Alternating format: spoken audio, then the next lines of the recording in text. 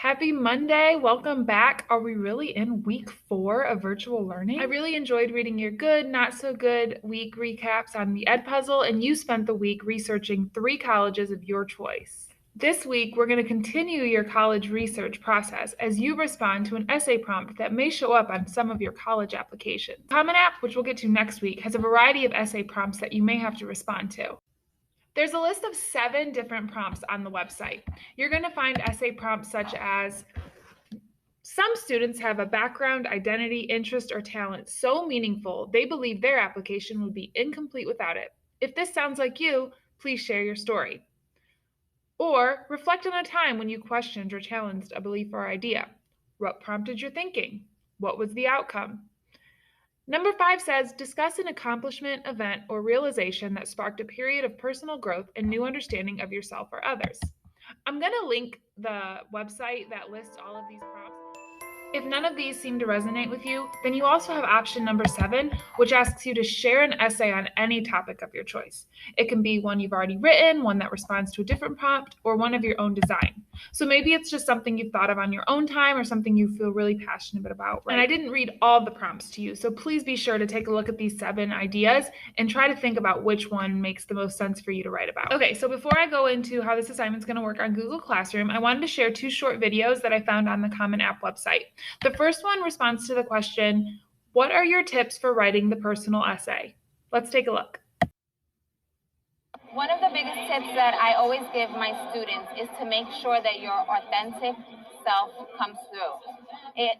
When you don't speak from the heart, or if you don't give a story that actually happened to you, it comes across on paper. And colleges and universities, they can see right through that. So I always tell my students to make sure that if you're writing about something, make sure it's something that actually happened, and make sure that it's something that you're passionate about, because that also comes through on the essay. When a college or university rep is reading those essays, they can feel how passionate you are about something if you are truly passionate about it. I think she's giving some really good advice. It's easy right now with social media and everybody in your face all the time with what's so important or so impactful about their lives for you to start to minimize what's happened to you. And so I really want you to think about your life up to this point, and what you feel the most strongly about. And if you don't think it has anything to do with college or school, but you were still really passionate about it, then include this. And don't feel like you have to include your decision to come to CTEC as something you write in this essay. But I remember on the first day or in the first assignment, some of you said that there wasn't anything that interesting about you, or there wasn't anything you were passionate about. I want you to know as an adult that I think the world of you all for making the decision to come to CTEC your junior year of high school. I think that takes a lot of bravery, and it's not something that every student or any student can do. So consider that. If maybe you don't feel passionate about something, or you don't think there's been a turning point yet in your life, the fact that you left behind a school that you've known and peers that you've known and teachers that you've known and an environment that you've known to come somewhere like CTEC, especially in the middle of a pandemic, is a pretty big deal.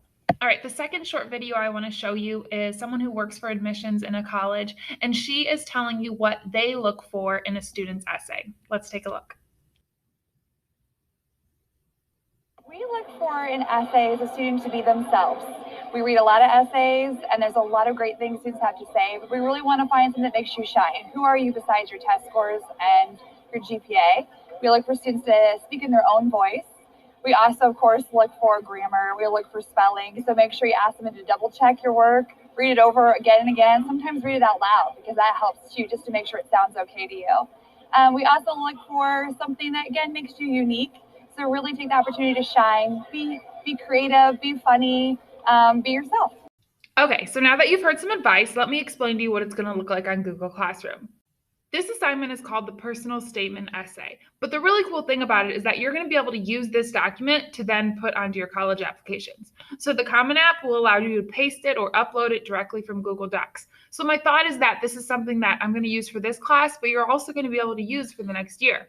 You may find yourself going back from time to time and making some edits or changing things up a bit, but at least you have a great starting place. When you open the document on Google Classroom, it's going to tell you to click here to read the prompts that you may choose from. That's going to take you to the Common App website and go through those 7 prompts that I already shared a few with you before earlier in this video.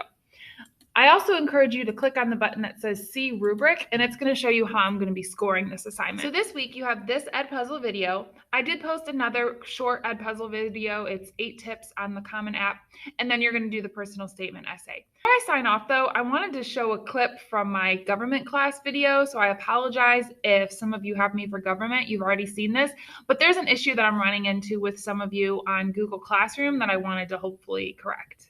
However, a problem I keep running into with some of you is you'll turn in an Edpuzzle or you'll turn in a Google form and I'll return it to you. And then you'll turn it back into me. And so then I return it to you. And then you turn it back into me. And then it becomes this big cycle and you're emailing me, why are you returning this to me? What's wrong with it? I want you to think of me returning something to you as if you are handing in an assignment, I'm grading it and giving it back to you. Admittedly, the reason I return things to you guys as quickly as I can is because it makes it look a lot cleaner on my Google Classroom. It tells me that I don't have anything to look at.